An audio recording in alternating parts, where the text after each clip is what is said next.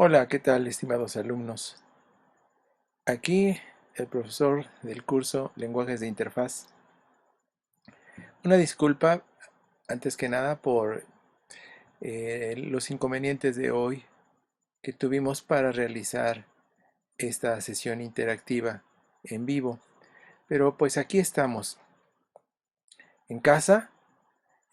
Yo no tengo obviamente apoyo de producción para hacer este video, pero pues me las he arreglado para que ustedes puedan tener esta información. En esta sesión lo que vamos a hacer es eh, dar respuesta a las preguntas que ustedes formularon en el foro de discusión de la semana pasada. Aquí van a aparecer en pantalla las preguntas de cada uno de los equipos y voy a ir dando respuesta a las mismas, esperando que todos vayan anotando las respuestas que voy a hacer, y si tuviesen alguna pregunta, en la próxima sesión, con mucho gusto las vemos.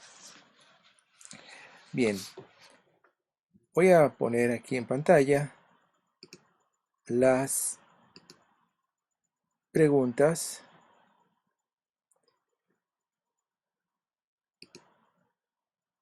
Quitamos esto. Bien, aquí está, es la lista de preguntas.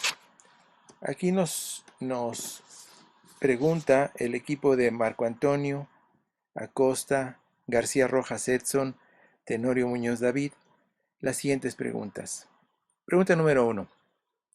En el caso de las interrupciones, ¿se pueden hacer dos o más de dos interrupciones seguidas? Si es que no, ¿por qué? Si es que sí, ¿cómo se hace? Bien, la respuesta que doy a esta pregunta es la siguiente. Sí se pueden programar dos o más interrupciones seguidas. Simplemente se escriben una tras otra en el programa que hagamos. Cada interrupción es atendida de forma individual o particular, y al terminar una de ellas se regresa al punto en donde se produjo la interrupción y de ahí se ejecuta la siguiente interrupción, suponiendo que están una después de la otra, y así las que hubiese. Tam- También, bueno, cada una de ellas se ejecuta en su propio tiempo y por su propio derecho que tienen de ejecución. Entonces, sí se puede. La pregunta 2 que nos hacen es la siguiente. Si existe un error dentro de una interrupción, ¿qué es lo que sucede? Bueno, si se sucede un error dentro de una interrupción, debe de ser tratado este de la misma forma en la que hacemos el tratamiento de los errores en los lenguajes de alto nivel. Esto es, se consideran como una excepción y de esa manera deben de ser tratados con programación. Se detecta el error y entonces se toma la acción que corresponde dentro de la misma eh, interrupción. Muy bien, vamos ahora a ver la siguiente pregunta, o las siguientes dos preguntas. Del equipo número 7, de Edgar Garduño, de Francisco Calderón Martínez, de Israel Cano, de Edgar Augusto y de Claudia Pamela. Nos preguntan lo siguiente. ¿Cuál es la manera más rápida que tiene el sistema de almacenar datos? Entonces la respuesta es la siguiente. Hay dos formas de almacenar datos en una computadora. Uno es en la memoria, que puede ser volátil o permanente, la memoria de la computadora, la memoria RAM, o en un dispositivo de almacenamiento masivo, como puede ser un disco duro, un disco extraíble, o una memoria flash, una cinta magnética, etcétera. Aquellos ya son dispositivos en donde se pueden guardar datos.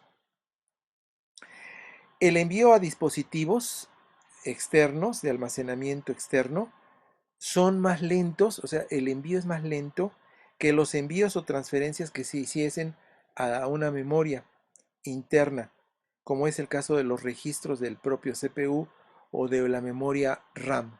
Por lo tanto, es más rápido transferirlos a memoria que transferirlos a un dispositivo externo. Pregunta número 2, que es de la sección 1.6, como nos lo marcan ahí. Preguntan, ¿cómo se calcula la dirección de memoria efectiva de un operando? Mi respuesta es la siguiente. Hay 3 formas de calcular una dirección de memoria usada como operando por una instrucción. Estas 3 formas son analizadas en detalle más adelante en una respuesta que doy al equipo 4, en donde me preguntan precisamente cuáles son las formas de direccionamiento. Les sugiero que se esperen y vean esa parte en el video. Muy bien. Seguimos con la siguiente pregunta.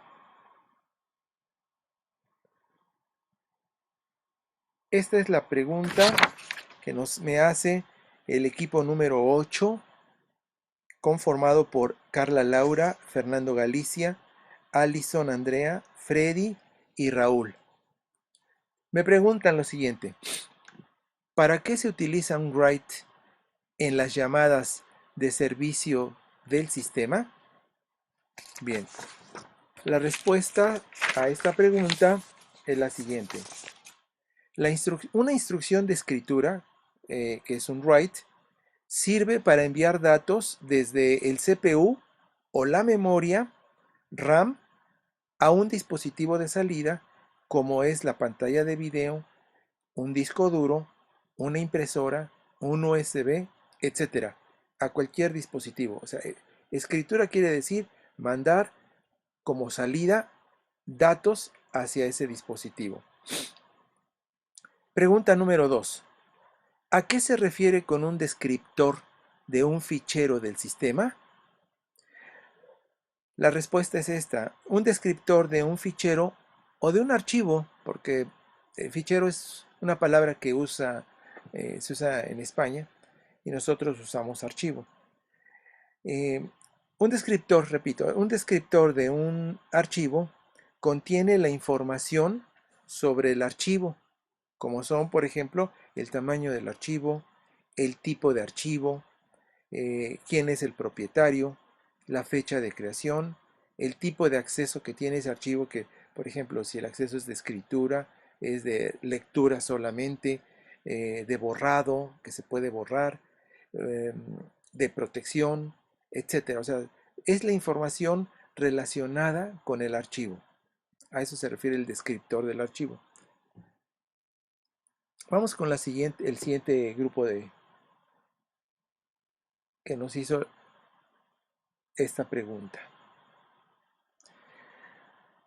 Es el equipo conformado por Ana Lilia, por Elías, Cristian Elías, Axel y por Ana Lilia. Bueno, ya la mencioné Ana Lilia.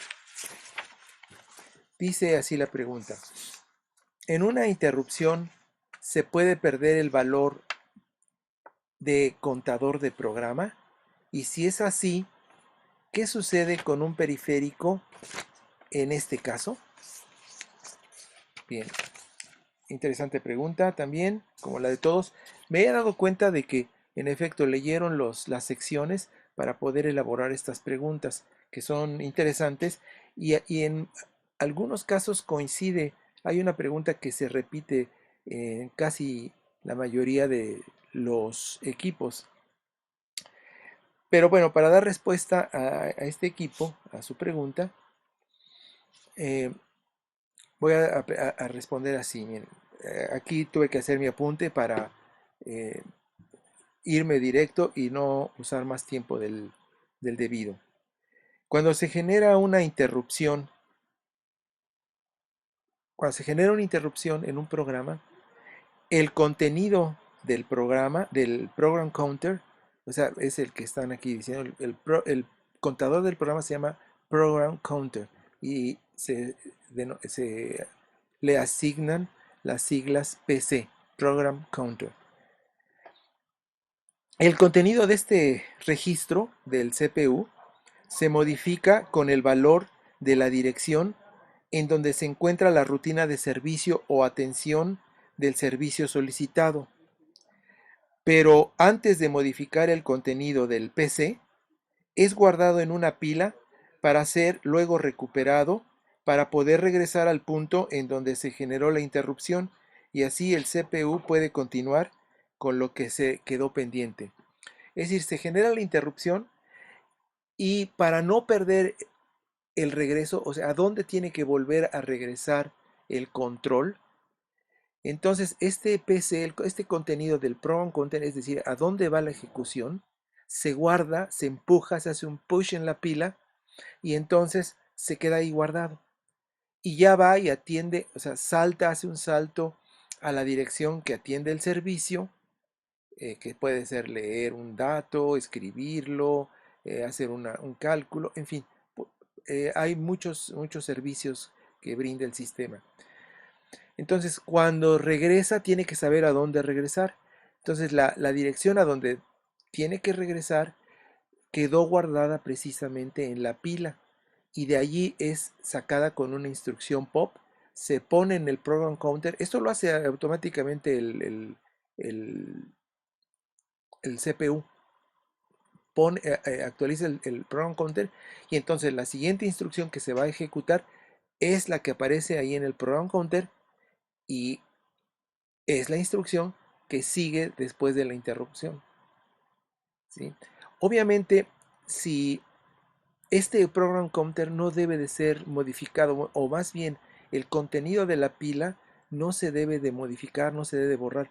Podemos guardar mientras datos, pero así como guardamos datos los tenemos que sacar, extraerlos de la pila, porque nada más al final cuando termine la ejecución de esa rutina de servicio, eh, debe de ser extraído el dato de la dirección de regreso.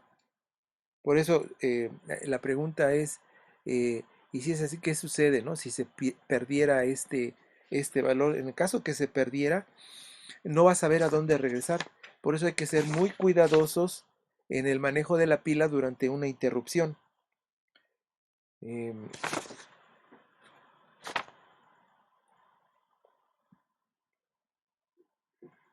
Muy bien. Leemos ahora la siguiente pregunta.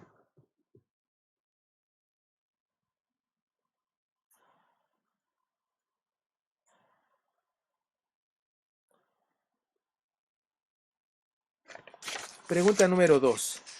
¿Qué significa un modelo de direccionamiento? ¿Qué especifica un modelo de direccionamiento? La respuesta es la siguiente. Esta es la forma en la cual se calcula o se obtiene la dirección efectiva como operando de una instrucción que se va a ejecutar. Voy a explicar esto del direccionamiento en la siguiente pregunta que hace el equipo número 4 de Blanca Chávez, Adrián Hernández Reyes, de Edson y de Ariana. Vamos a ver sus preguntas de ellos. Aquí las tienen. Esta pregunta se repite en varios equipos. Entonces, lo que voy a decir aquí, en esta parte, por favor anótenlos.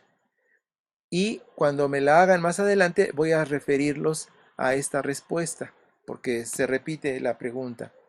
Es de la sección 1.6 y preguntan, ¿cuántos modos de direccionamiento existen y cuáles son sus características? Entonces, por favor, anoten esto. Es una pregunta muy interesante y es algo que tenemos que tomar siempre en cuenta a la hora que construimos nuestros programas, porque existen estas tres formas de obtener la dirección efectiva como un operando para una instrucción determinada. Por ejemplo, si yo quiero mandar el contenido de un registro del CPU a una dirección de memoria, hay varias maneras de calcular esa dirección de memoria. Estas maneras son tres. Vamos a ver una por una. La primera, la primera forma es la siguiente. Se llama direccionamiento inmediato. Direccionamiento inmediato. En este caso, el operando, que es lo que me dice hacia dónde se va a guardar o accesar un dato, es un registro de la CPU, o más bien su contenido es la propia dirección efectiva. Es claro que la máxima dirección que se puede colocar allí dentro es la que puede representarse con todos los bits del registro. Es decir, puede ser 8 o 16, tal vez 32 y en algunos casos 64. Pero recuerden que parte de la instrucción eh, que se está ejecutando utiliza unos bits. Entonces, eh, la otra parte de la instrucción es la que se refiere a la dirección efectiva. Entonces, es un direccionamiento inmediato porque la dirección ya está allí. O sea, ahí está marcada en esa parte de la instrucción. Es inmediata. Esa es la primera forma de direccionamiento. La segunda se llama direccionamiento directo. Aquí el operando es eh, el operando es la dirección, es la propia dirección efectiva. También en este caso la máxima dirección efectiva es la que se puede representar con 8, 16, 32 o 64 bits, dependiendo de la instrucción y de su formato. Entonces, en este caso las instrucciones utilizan inclusive dos unidades de memoria. En una especifican la instrucción y en la siguiente es la dirección efectiva. Ahí está completa y que puede ser de 16, de 32 o de 64 bits, dependiendo del tamaño de la palabra. Recuerden que aquí las palabras es el grupo de bytes que conforman cada unidad de memoria. La tercera forma de direccionamiento se llama direccionamiento indirecto. En este caso, la dirección efectiva se encuentra como contenido de la dirección a la que apunta el operando de la instrucción. Podría parecer un trabalenguas, pero la instrucción va a estar apuntando a una dirección determinada. Pero en esa dirección no es en donde se va a guardar o se va a accesar el dato, sino que esa dirección contiene la dirección verdadera en donde que va a funcionar como operando de la instrucción. ¿Sí? Entonces, esto es para poder usar todo el tamaño de la palabra, que pueden ser 32, 64 bits, como una dirección efectiva. Con 64 bits podemos direccionar hasta el orden de gigabytes. Entonces, por eso se requieren instrucciones de forma indirecta. Y tiene otras aplicaciones que iremos viendo en los ejemplos que vamos a resolver en las sesiones de laboratorio. Vamos a la pregunta 2, que la obtuvieron de la sección 1.8 de los apuntes que les envié.